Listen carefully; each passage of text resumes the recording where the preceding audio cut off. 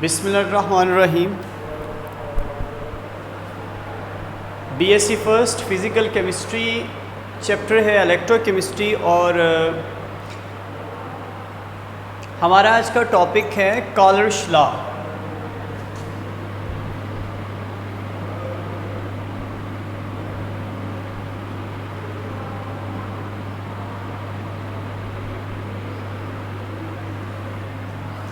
Callers law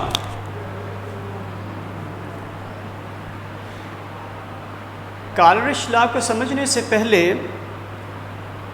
हमें कुछ strong electrolytes की इक्विवेलेंट कंडक्टेंस को देखना होगा। बट यहाँ पे एक बात याद रखें, मैं जिन इक्विवेलेंट कंडक्टेंस का हवाला दूंगा वो एक फ़िक्स टेम्परेचर पे होंगी, दैट इज़ 298 केल्विन। एक फ़िक्स टेम्परेचर पे स्ट्रॉन्ग इलेक्ट्रोलाइट की जो इक्विवेलेंट कंडक्टेंस होती है वो फ़िक्स होती है। So during experimentation temperature change नहीं होगा, temperature will remain constant. So 298 kelvin पे मैंने कुछ स्ट्रॉन्ग इलेक्ट्रोलाइट्स की इक्विवेलेंट कंडक्टेंस जो हैं उनको फाइंड आउट किया। सो मेरे पास जो फर्स्ट पेयर है वो है potassium chloride and sodium chloride. So अगर इन दो इलेक्ट्रोलाइट्स को गौर से देखें तो इनमें जो केटॉइन है वो डिफरेंट है बट एनॉइंस आर सेम। एनॉइन इसमें क्लोराइड आइन है जबकि जो केटॉइन है फर्स्ट साल्ट में या फर्स्ट इलेक्ट्रोलाइट में पोटाशियम है और दूसरे में सोडियम। सो इनकी जो इक्विवेलेंट कंडक्टेंस है at infinite dilution and at 298 kelvin, उन दोनों में डिफरेंस 23.41 का होगा।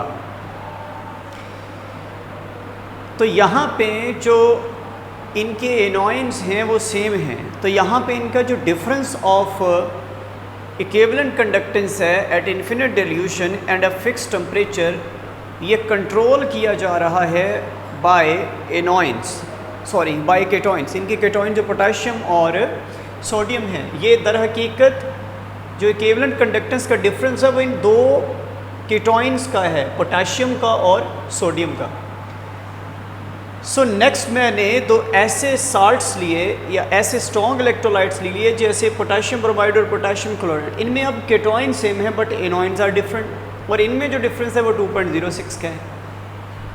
तो इसका मतलब ये हुआ कि अब के बाद जो इन दोनों स्ट्रॉन्ग इलेक्ट्रोलाइट्स के दरमियान इक्विवेलेंट कंडक्टेंस का डिफरेंस है ये अब कंट्रोल कर रहे हैं इनके एनॉइंस, क्योंकि केटॉइन सेम है।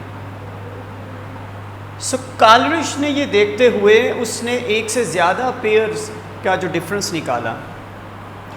फाइनली वो इस नतीजे पे पहुंचा कि एक इलेक्ट्रोलाइट के अंदर जितना भी इक्विवेलेंट कंडक्टेंस की वैल्यू आएगी उसमें, तो जो केटॉइन और एनॉइंस होंगे वो इंडिपेंडेंटली फिक्स टेम्परेचर पे अपनी अपनी तरफ से कंट्रीब्यूट करेंगे towards the total equivalent conductance of the electrolyte. Suppose I am talking about potassium chloride. इसमें पोटाशियम आयन एक फिक्स कंट्रीब्यूशन देगा फिक्स टेम्परेचर पे एट इन्फिनिट डाइल्यूशन, और जो क्लोराइड आयन है वो अपनी अलग से कंट्रीब्यूशन देगा at a fix temperature and infinite dilution. So independently ये दोनों आयन्स केटॉइन एंड एनॉइन ये अपना अपना रोल प्ले करते हैं और कंट्रीब्यूट करते हैं towards the value of the equivalent conductance of the total electrolyte. So यहाँ पे मैं इसको फिर यूँ डिफाइन करूँगा, at infinite dilution each ion whether it is ketone or anion makes a definite contribution irrespective of other ion. यानी एक ion जब कंट्रीब्यूट कर रहा होगा ये डिपेंड नहीं करता दूसरे पे। मसलन पोटाशियम के साथ चाहे आप क्लोराइड को अटैच करें चाहे आप ब्रोमाइड को अटैच करें, एक फ़िक्स टेम्परेचर पे जो पोटाशियम आयन होगा हर दफ़ा एक फ़िक्स्ड वैल्यू ही कंट्रीब्यूट करेगा towards equivalent conductance.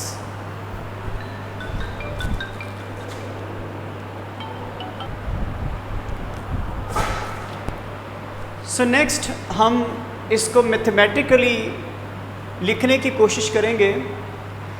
This is the value of equivalent conductance at infinite dilution. ये जो साइन है इन्फिनिट डाइल्यूशन के लिए।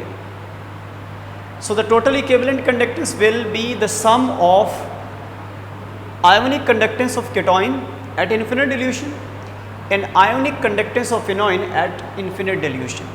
अल्टीमेटली हम दूसरे लफ्ज़ों में बोल सकते हैं कि the total equivalent conductance of an electrolyte is the sum of the ionic conductances of cation and anion irrespectively, यानी इररिस्पेक्टिवली ये दोनों अपना अपना कंट्रीब्यूट करते हैं और दोनों के सम को हम यानी केटॉइन और एनोइन के सम को हम इक्विवेलेंट कंडक्टेंस ऑफ इलेक्ट्रोलाइट बोलेंगे at fixed temperature and at infinite dilution. So Kohlrausch law जो है ये वैलिड है for each dilution, each extent of dilution.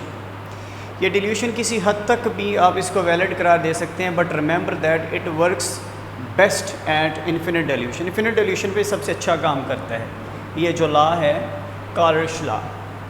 अब मैं एक जर्नल एग्जांपल दिए देता हूँ। मेरे पास एक इलेक्ट्रोलाइट है जिसका जर्नल फार्मूला AXBY है।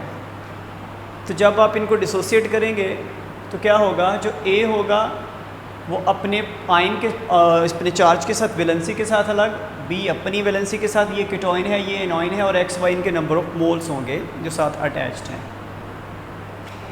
तो इन्फिनिट डिल्यूशन अगर आपने इन्फिनिट डिल्यूशन पे अगर इसकी इक्विवेलेंट कंडक्टेंस मालूम करनी हो, so it will be sum of the ionic conductance of anion ionic conductance of cation A plus ionic conductance of anion B। ये जो साइन है ये इनकी इन्फिनिट डिल्यूशन पे बात कर रहा है, X और Y इनके नंबर ऑफ मोल्स होंगे।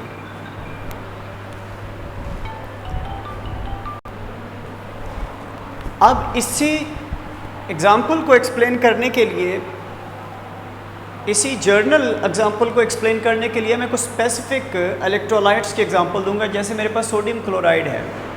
सो the equivalent conductance of sodium chloride at infinite dilution will be the sum of ionic conductance of the sodium ion plus ionic conductance of the chloride ion at infinite dilution. और जब barium chloride की बात करूँगा तो पहले तो ionic conductance of barium ion and chloride ion होगा infinite dilution पे, बट रिमेंबर दैट इनको बैलेंस करते हुए ये जो 2 है वो क्लोराइड वाले पोर्शन के साथ जाएगा। इसी तरह आप एल्यूमिनियम क्लोराइड का कर सकते हैं, इस दफ़ा क्लोराइड के साथ जो 3 का फिगर वो जाएगा। सो अल्टीमेटली यहाँ तक हमने जितनी डिस्कशन की है about Kohlrausch law, that was about equivalent conductance. और अगर हम मोलर कंडक्टेंस फाइंड करना चाहते हैं तो ये सारा ही वैलिड होगा फॉर मोलर कंडक्टेंस आल्सो, बस यहाँ पे ये M ये मेंशन करेगा, it is the molar conductance at infinite dilution. It will be the sum of ionic conductance of cathode at infinite dilution and ionic conductance of anode at infinite dilution। So ये हमारा काल्विश law था। इंशाल्लाह next lecture में हम काल्विश law की applications पढ़ेंगे। ये बहुत इंपॉर्टेंट क्वेश्चन है, इसको अच्छे से आपने देखना है, काल्विश लॉ एंड इट्स एप्लीकेशन। सो आज हमने इस लेक्चर का हाफ पोर्शन कंप्लीट किया है। सो काल्विश लॉ पे ही हमने आज एम्फेसाइज़ किया है। अगले लेक्चर में इंशाल्लाह हम इसके एप्लीकेशंस को स्टडी करेंगे। अल्लाह हाफिज़।